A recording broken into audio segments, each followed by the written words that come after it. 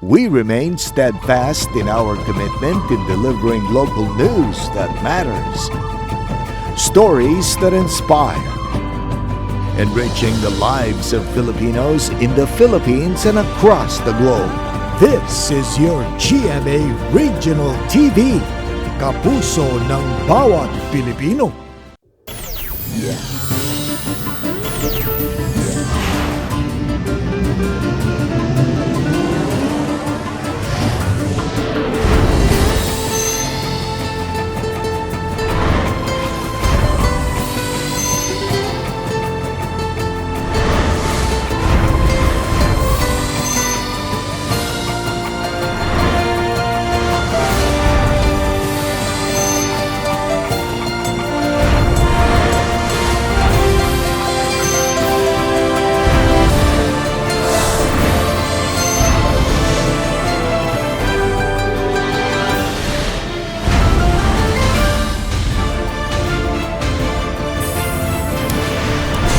Kini ang GMA Regional TV Balitang Bisdak.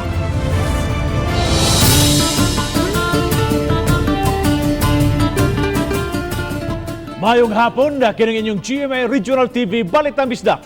Ang bugtong kasaligan, kasandigan o kadangpan sa mga Bisaya. Ako si Bobby Nalsaro. Nga maghatod sa labing dako og mga nagunang balita nga mahinungdanon sa Central ug Eastern Visayas. Ako si Alan Domingo. Ako si Cecil Kibod Castro, live sa GMA Complex sa Dakbayan sa Subo.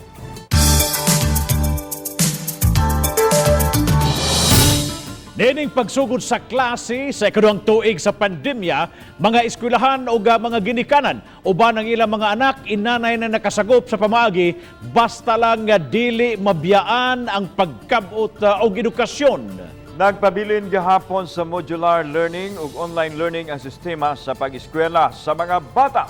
Sa ira nato ang sitwasyon sa pagbukas sa klase sa Cebu City, pinaagi ni ining report.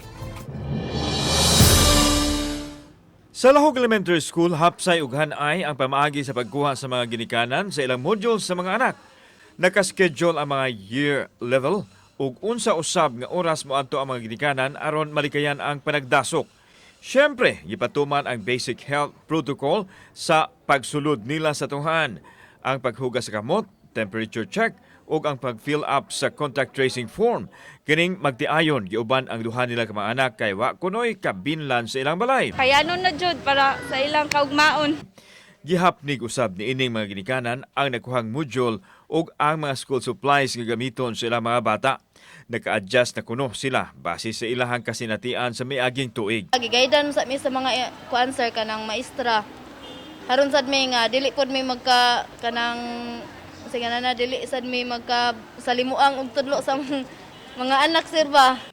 Ang Lahog Elementary School adunay mukapin sa 5,000 ka matinun-an sa miaging tuig ug gilauman nga mas mudaghan pa karong tuiga tungod kay daghan gikan sa pribadong tunghaan ang mibalhin kanila.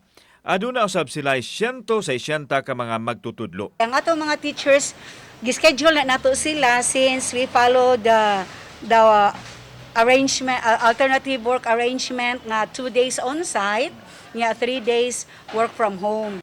Samtang nangabot usab ang mga modules gikan sa kauduhan nga ginakdang iapod-apod sa DepEd Region 7 sa mga divisions sa Cebu Island. Amo ging schedule karong adlaw 5 ka divisions kay aron pod na maka-observe tag social distancing. Kauban si Cleofer Lumayag, ako si Alan Domingo. Balitang Bisdak. Hapsay ra ang pagbukas sa klase sa Mandawi City karong adlaw, pagsaka sa gidaghanon sa mga enrollees na tala. Adunay live report si Nico Serino. Nico.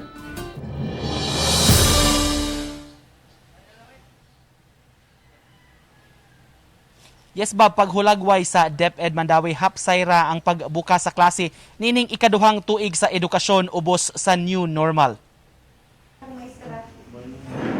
Sa Mandawi City Central School, bisan Domingo, giandam kining mga classrooms. Kining kindergarten teacher nagpatabang sa mga ginikanan sa iya makabataan kung kinsa ang mo-volunteer. Sa miaging tuig ang eskwelahan, gihimong COVID isolation facility o kini ang unang higayon nga magamit ang classrooms ubos sa new normal. Kani kay nag-transfer man mi og room unya Anda mo nun tanan. Nga nagpapintal, tanan ay mga parent ni nako sila. Nang tapras ako parent. Chata namin ni ma'am nga walay say katabang ring kuan. Panglimpyo. Ay, ningari ko ring kuyog lang ako kong anak. Pero duha mi ba madali ra. Sa unang adlaw sa klase, may pipilagi hapon ka mga ginikanan nga nangadto sa eskwelahan. Ang uban nagpa-enroll pa, apan ang kadaghanan nag-claim sab sa modules o tablets sa ubang pinili nga grade levels. Gipabalik ra ko sa maestra kay wala man diri ang katungkuan, wala man diri katong yung teacher jud. Halo na gyud we are very happy because we don't have problem anymore as to the distribution of modules no and tablets because the parents directly proceed to their respective classrooms so the teachers to get their modules. Sa inisyal nga ihap, dunay 65,178 ka mga estudyante nga na-enroll sa public school system sa Mandaue City ug dunay pagsaka sa gidaghanon itandi sa miaging tuig. Assessment sa atong opening classes, wala problema, no? May man ang atong opening, wala man tayo mga pinadunggan mga balita. At the same time, ang ato po daling modules ron is advanced dito sa paghatag sa itong mga eskwelahan. So we are still in week 1 but our modules are already in week 4. Samtang pinaspasaysap ang reproduction sa mga learning modules sa buhatan sa DepEd. Kilauman karon sa DepEd Bob nga musaka pa gyud kini ilang enrollment statistics tungod kay doon na pay uban nga mga ginikanan nga uwahi nga magpa-enroll sa ilang mga kabataan butang nga gidawat pasab sa ilang buhatan moadto lang gyud sa eskwelahan. Bob, Daghang salamat Nico Serino sa imong live report. Supak ang Archdiocesan Media Liaison Officer sa Sugbo sa unsa may plano sa Emergency Operations Center o EOC sa dakbayan Sugbo nga kadtulang mga pari ug ang mga taong nabakunahan nga magkasaulog ug magkatambong sa Santos nga misa. Si Chelo Valiena sa report. Nakapagawas na og executive order ang dakbayan sa Subo nga kadtulang mga bakunado ang tugutan nga makakaon sa sud sa mga restaurant samtang ang mga wala sa gawas lang una. Sa report sa DYSS Super Radio, gitun-an karon sa Emergency Operations Center nga kadtulang mga bakunado nga mga pari ug mga tawo ang tugutang makasud ug makatambong sa mga santos nga misa. Gipasabuti Monsignor Joseph Tan, Archdiocesan Media Liaison Officer, nga mamahimo mang makalatid og lagda ang EOC sa mga kangananan apan lahi na kung pagtuo na ang hisgutan. As to allow not to give them the chance to go to mass because of the lack of vaccine or the priest cannot say mass because of the lack of vaccine, kana is an issue that needs lengthier discussion, no? Alang kang tan, dili mabutan ang mga tao nga kun dili magpabakuna tungod kay ila man kining katungod. Mass is something intrinsic in the life of a person, nga kay his relationship with God in worship.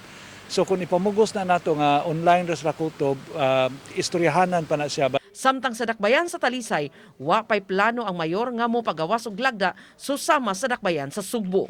We want people to get vaccinated at this moment in time, pero kung unsa may mga plano nato as far as the incentives of vaccination, tingali angay nato na istoryahan as whole one Cebu.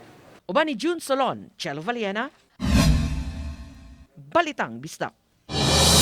Drive-thru vaccination sa Lapu-Lapu City nakasugod na. 30 ka mga motorista ang nabakunahan sa unang 2 ka oras sukad giablihan ang Mactan Shrine kaganihang buntag alang sa drive-thru vaccination. Mga nurse nga personnel sa Lapu-Lapu City Fire District nga unang gidestino sa Hopes Dome ang nagsilbing mga vaccinators karon sa drive-thru vaccination. Samtang ana-ana sa 52% sa eligible population sa Dakbayan ang nabakunahan. Kaya pa man, no? Kaya ni hinay man pod ang other sites, no? This is our 10th site, so medyo nabuwag na gid ang mga tao.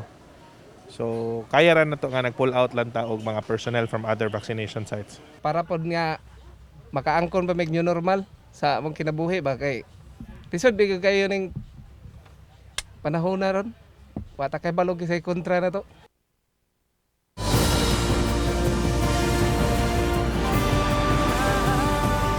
Kini ang GMA Regional TV Balitang Bisdak.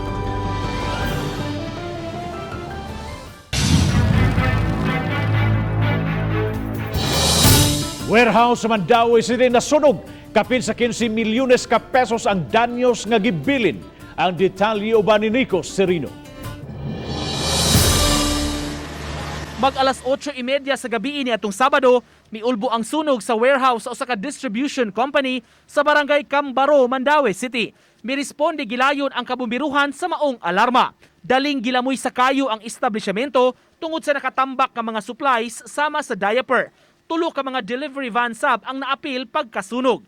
Gingong nagsugod ang kayo sa ikaduhang andana sa opisina. Wala na empleyado ni ato higayuna ug ang gwardya lang ang nahabilin. Sikyo nabantayan niya wala dako na pagkuan. Dito sa kuan ko no sa misanin nila sa office ba. Dito ning gawas ang kayo. Gipaubo sa second alarm ang maong sunog nga milungtad og hapit 2 ka oras una hingpit nga napaong. Padayon pang giimbestigahan unsa ang hinungdan sa sunog nga nagbilin og 15 milyones pesos nga danyos. Hirikindol siya kay tungod nang sa kuan niya ba mga tissue diya pero mo dong balikan na mo. Uban ni Godfrey Relien, Nico Sereno, Balitang Bisda. Nasikop ang magkalibin nga partner sa matod pas pagpayuhot og shabu sa usa ka bypass operation sa Tagbilaran City, Bohol. Arestado silang Cyril John Pamaong, 25 anyos, ug way trabaho, ug si Karisma Piñaranda, 21 anyos, nga usa ka empleyado sa convenience store. Nakuha sa Philippine Drug Enforcement Agency PDEA Bohol ug sa Bohol Provincial Intelligence Branch gikan nilang Pamaong ug Piñaranda ang 23 sa pakete sa giroang shabu nga aduna kini street value nga 1,020,000 pesos. Matod sa PDEA Bohol, pila ka semana sab nilang gipanidaan ang mga suspek human makadawat og taho kalabot sa ilang mga ilegal nga kalihukan. Nagdumili paghatag og pamahayag ang mga suspek. Pasakaan ang mga dinakpan og kasong kalapasan sa Republic Act 9165 o Comprehensive Dangerous Drugs Act of 2002.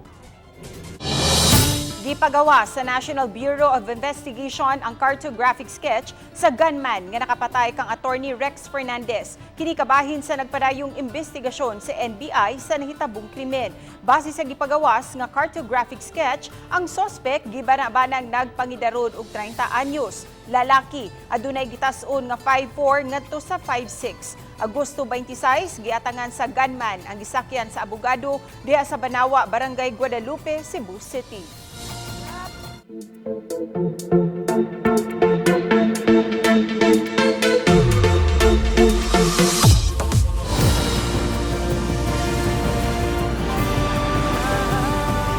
Kini ang GMA Regional TV Balitang Bisda.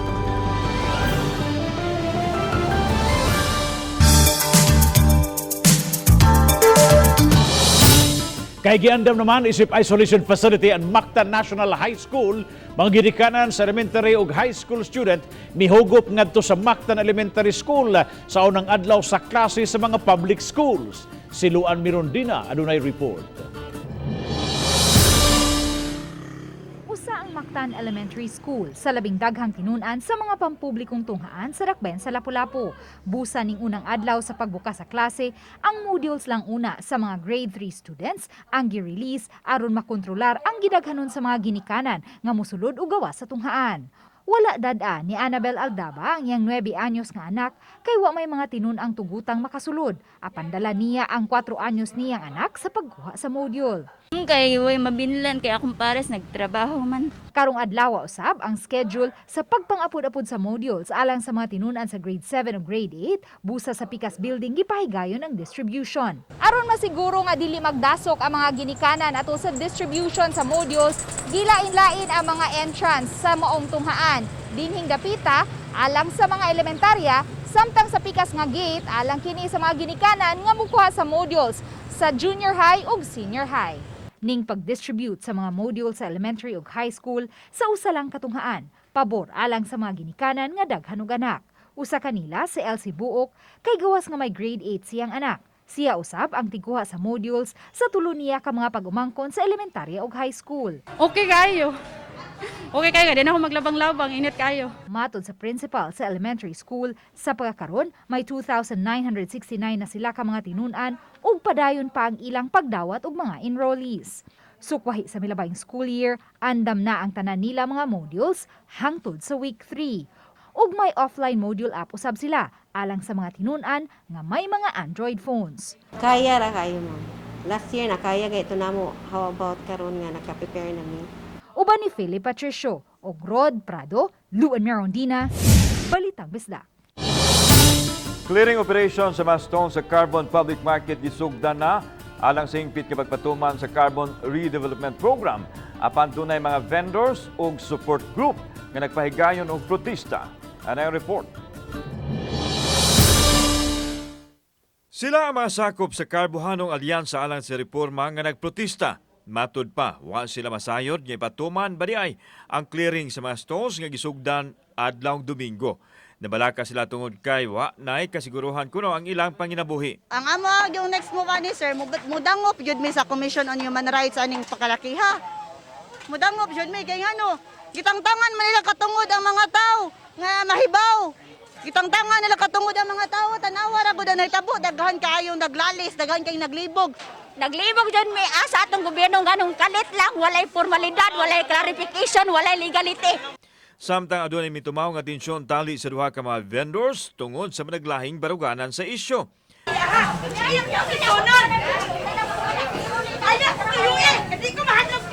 Gipadayag ni Ervin Cabales, ang market administrator, nga nasayod ang daan ang mga vendors sa dagan sa proyekto. Gani, temporaryong gipahiluna sa mga tent ang mga napiktuhang vendors aron dili mabalda ang panginabuhian. So after ana, mahuman ni construction, mabutang ang mga stalls, ibalik na itong mga na-displace.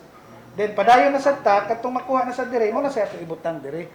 Ginasunan usab kini sa mga kahugpungan nga bukas alang sa kalambuan sa carbon. Siyempre, ang kayuhan man yun na ilang huna-huna. Masaling data. So karon wala na balda inyong panginabuhian. As of now, naananinda ko diya, kanang ang nasa tent. Okay.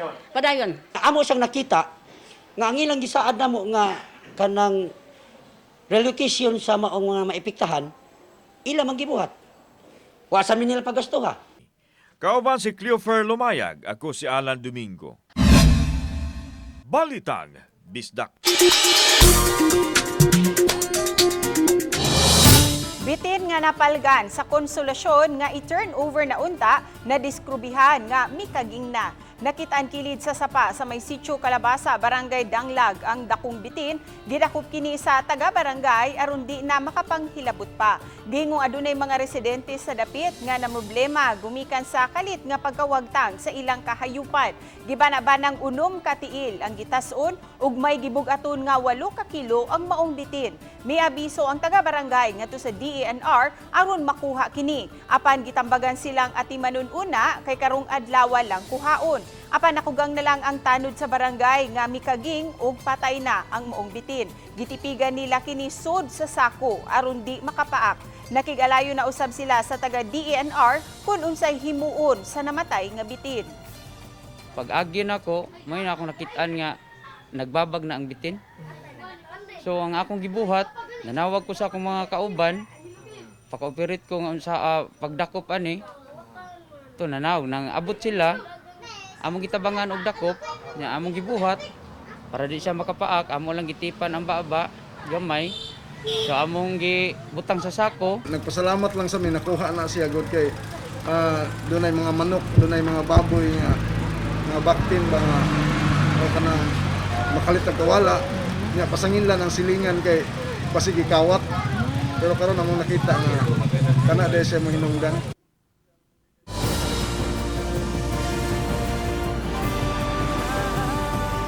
Kini ang GMA Regional TV Balitang Bisdak.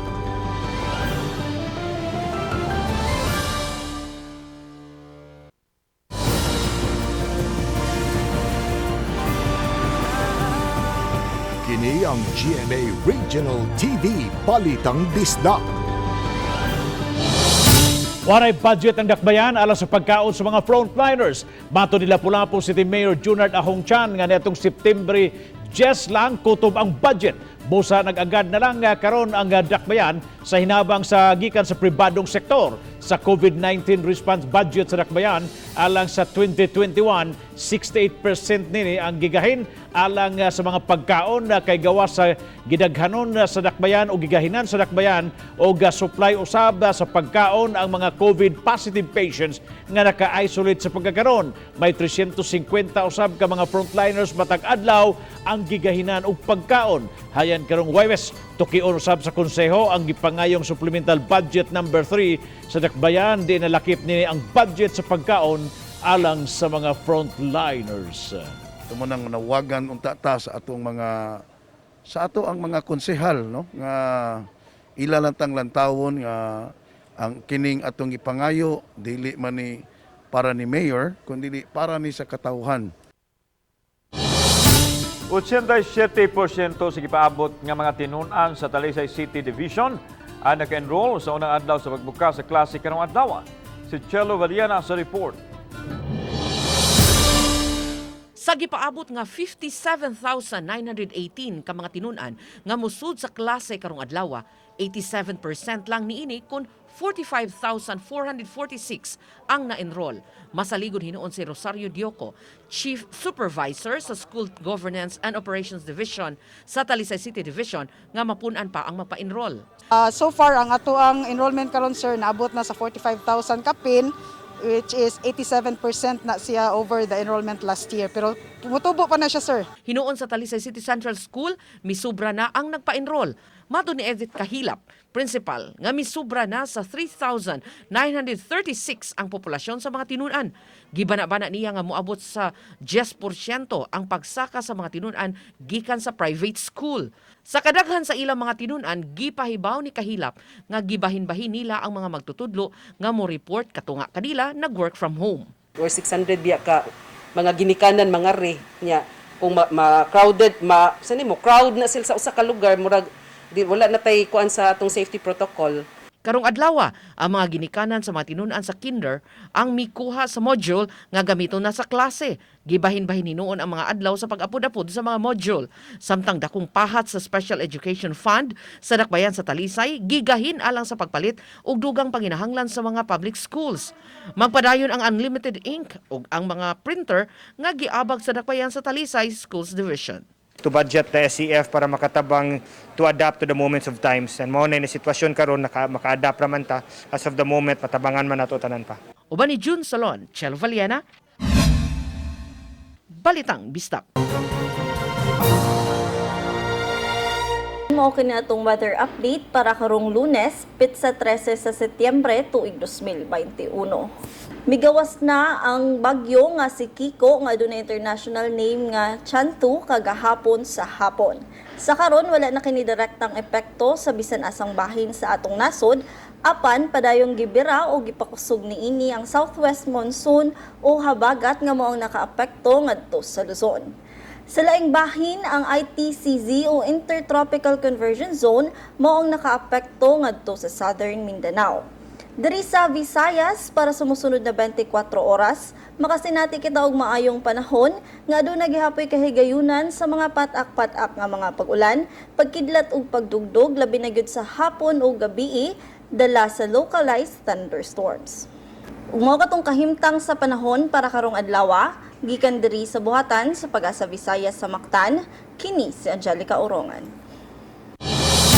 Niubos ngadto sa 1,542 gikan sa Dulan 2,000 sa miaging semana ang active cases sa dakbayan sa Subo base sa record sa Emergency Operations Center. Kagahapon nakatala og 111 ka bag-ong kaso sa COVID-19 ang dakbayan. Mas taas ang nangaayo nga miabot na og 248. 39 ang namatay gikan sa September 1 hangtod September 12. Ang occupancy rate sa mga tambalanan nakatala og 63.6% nga mas ubos sa miaging semana. Apan anaa gihapon kini sa critical level. Busa panawagan sa EOC nga dili gihapon mo kumpiyansa. Bag-uhay lang nato siya nakitaan sa telebisyon ug usa na niini ang iyahang project ang Kapuso teleseries nga Oh My Love. Pero kay baw ba mo mga kapuso nga kun sikat si John Vic de Guzman sa natad sa show business, superstar usab siya sa natad sa volleyball. Tanawa ang interview ni sportsman Martin Javier kang John Vic de Guzman dinhi lang sa Sports Synergy. Hello sa inyo lahat mga ka-sports. Kasama natin ngayon kapuso actor, model and volleyball superstar, tubong Nueva Ecija at laking Laguna na si John Vic de Guzman. John Vic, welcome to Sports Synergy. Hello Martin, kamusta? Okay lang, idol. Kamusta ka naman?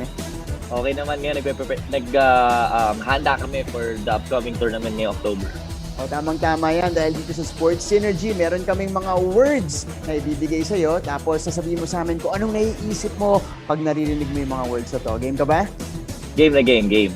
Sige, unahin na natin. College of St. Benilde, anong naiisip mo dyan? College of St. Benilde, dito ko na-achieve lahat ng dreams ko. Unang-una yung history for the NCAA, nag-champion kami nung last 2017. And syempre yung makagraduate ka na pangarap ng lahat ng student athlete. At ibang klaseng legacy nga yung iniwan mo dyan sa CSB. Nagpatuloy yung karera mo sa, next words natin, national team. Anong naiisip mo dyan? National team, kung nakapagbigay tayo ng championship sa CSB, ito naman sa national team, nakapagbigay naman tayo ng history. Yung silver medal na nakuha namin last 2019 sa Southeast Asian Games. So, talagang nakaka-proud nga yung ginawa niyo dyan. Buong Pilipinas nakicheer para sa inyo. Pero ikaw, John Vic, marami ka na rin pinagkakaabalahan. Kaya itatanong natin, ano iisip mo pag naririnig mo yung word na future? Ano ba yung immediate future para kay John Vic de Guzman? Future, ever since naman sinasabi ko sa mga handlers ko na pag may volleyball, talagang love ko ang volleyball. Talagang hanggat kaya kong i-maximize yung paglalaro ko sa volleyball, maglilingkod tayo para sa bayan at sa mga teammates natin. And for me naman kasi, nandyan lagi ang GMA for me. Na pag walang volleyball, nandyan sila at tuturuan nila akong umarte. At panigurado kahit anong tahakin mo, abangan niya ng mga fans mo. John Vic, that is the final buzzer. Thank you so much for joining us here on the show. And there you have it mga ka-sports. That is John Vic de Guzman here on Sports Synergy. Daghang salamat sa mga kapuso nato. Apil na ang naa sa gawas sa nasod nga nakisayod sa mga dagko ug mga nagunang balita sa rehiyon. Ako si Alan Domingo. Ugi ka namong tanan dinhi sa Central ug Eastern Visayas. Ako si Cecil Quibon Castro. Ang inyong balita nga among balita kay matagdukal nga balita mahinungdanon kining inyong GMA Regional TV Balita Misdak. Buong puso para sa Pilipino. Ako si Bambi Nalsaro ug maayong hapon mga kapuso.